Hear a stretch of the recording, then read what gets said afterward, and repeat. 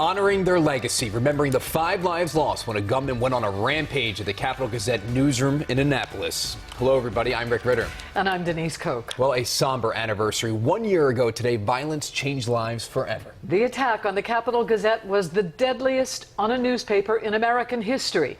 And those who survived it are still trying to come to terms with what happened. WJZ investigator Mike Helgren is live in Annapolis, where the community dedicated a new memorial to the 5 victims. He has more on their impact and the survival stories from that day. Mike. Rick and Denise, their colleagues kept putting out the paper today and every other day since that attack. There was a moment of silence at 2:33 this afternoon, the exact time of the massacre. And earlier today, there was a dedication. This garden has a plaque for each of the victims and rose bushes commemorating their lives.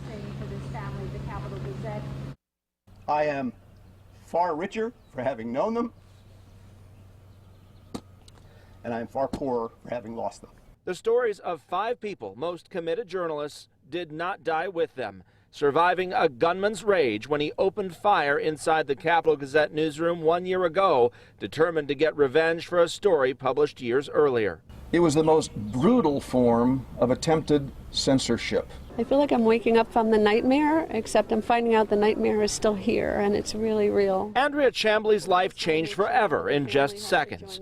The widow still wears her husband John McNamara's press pass around her neck. I just want to make sure no other family has to join this terrible club of gun violence victims again. Photographer Paul Gillespie hid under a desk that terrible day, a survivor who still lives with the trauma. I've never had anything like this in my life happen, and it's ups and downs. There's been a lot more downs than ups. At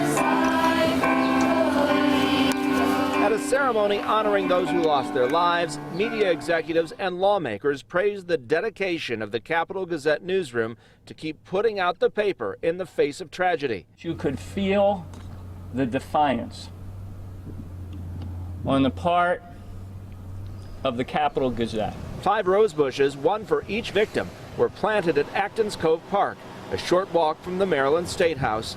They sit next to a plaque with their names: Gerald Fishman, Rob Hyacin, John McNamara, Rebecca Smith, and Wendy Winters. Hopefully every year people remember them and do something to commemorate what they gave up to tell the truth.